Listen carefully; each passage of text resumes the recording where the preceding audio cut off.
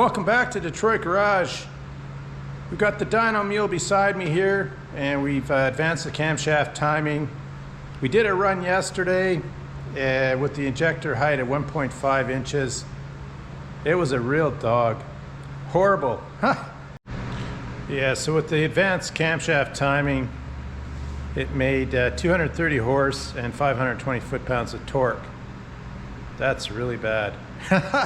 That is way, way low. That's like putting 80 cc injectors back in it. Not a lot of smoke, but it was just a horrible performer. So what I've done today is I've advanced the injector timing to 1.48 inches and see how that does. I don't think it's going to change much, to be honest. And then I'll do a couple pulls with the bypass activated, the blower bypass, and then I'm going to deactivate the blower bypass. Excuse me. I'm going to deactivate the blower bypass and then try it with no bypass. And that just about wraps up the testing for this engine. I've reached the peak of the performance basically without trying retarded timing. I'm just going back to standard timing, so for the camshaft. And we're calling it good. Max horse I made before was 282 horse and 700 foot-pounds with that turbo on there. And with the Pulsar I made 275 horse and 715 foot-pounds of torque. So within 10 of each other. So we're calling that good, and we're moving on, working on the ZF6 and adapting it to the steer housing. So that's next in line. I've got to get that done and then fit this engine in the Diamond T and then build the floor pans. I've already soaked up a year since I started on this project, and the majority of the time's been working on this engine. We've got 27 hours on the dyno now testing. So let me set you guys down. We'll fire it up, warm it up, and do some pulls. This gauge decided to quit on me yesterday, temp gauge. So I bought a new one this morning and installed it. So now we got water temp back. I don't want to do any runs without that working. It's getting a lot hotter outside and the engine's running at its max capacity. So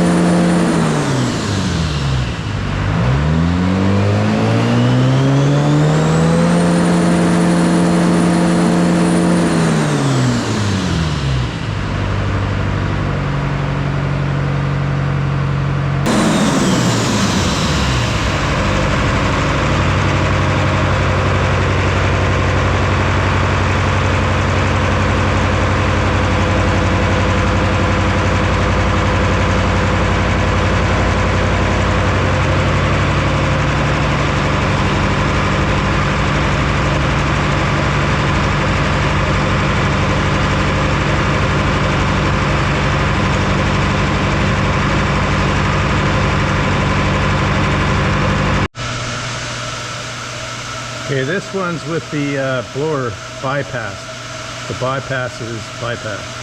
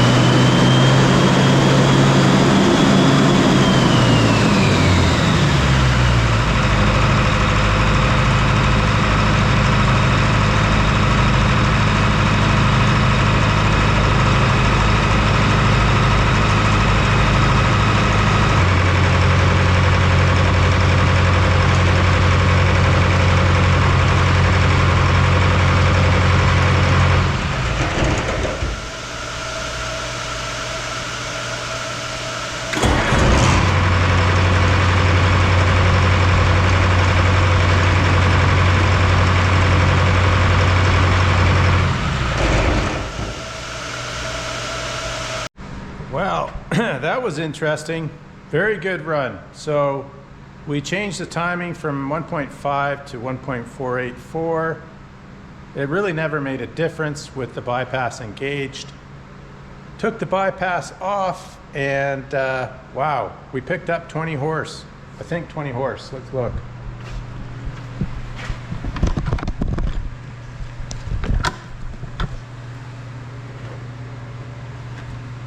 Yeah, so without the with the bypass engaged, it made about the same numbers as yesterday with the advanced injector timing. 220 horse, so 10 horse less than yesterday with the advanced 1.484, and the torque was 540 foot-pounds at 1800. That was pretty close to what it was yesterday. So with no bypass though, picked up 80 foot-pounds of torque and 27 horse. Yeah, it made a huge improvement. And I'll review the smoke camera, but it looked a lot cleaner running with the blower not bypassed. So, but the numbers aren't even close to standard timing. Even the boost pressures are low. I got 23 PSI and 30 airbox and 33 drive. With standard timing, I was 37 airbox and about 37 to 40 drive pressure and 26 25 to 26 PSI boost. So I've pretty well determined no bypass, okay? So I gotta put it back to standard timing and no bypass for the truck. That's what we're gonna do. What I'm gonna do next with the engine is I'm just gonna run the 9290s in it and make sure those are in good condition, because I had to change out one nozzle on it, one tip, after I last tested them. So I'm gonna throw them back in here, run them for about 30 minutes to 40 minutes, and then I know they're good, I'll put them in my truck. So that concludes the testing, guys. I'm not beating on this thing anymore. It's getting really hot in the shop, just ridiculously hot with this thing screaming away. I ran it 42 minutes this time, and we got it up to 200 degrees, about 205 on the coolant, almost boiling on the coolant, 212, and 210 on the oil. But overall, EGTs were low, 800 to 900. So all the vitals are good, it's just no power. Yeah, so I think that would work the same. I'm gonna call it good, guys. This is the end of the testing. So we're gonna run it with no bypass and the 110cc injectors with standard timing. And the injector heights will be 1.46. And it runs clean, lots of power. And for the Diamond T, the big challenge is cooling. So we gotta get a radiator that'll handle it and an intercooler as well. So I hope you enjoyed that, guys. And again, comment below, let me know what you think. It's pretty impressive. 280 horse with standard timing. That's pretty good. So I'm calling it good, that's it. I'm not beating on this thing anymore. Boy, it's really hot in this shop with this thing going. Again, guys, thanks for checking in. We'll catch you on the next video. Take care.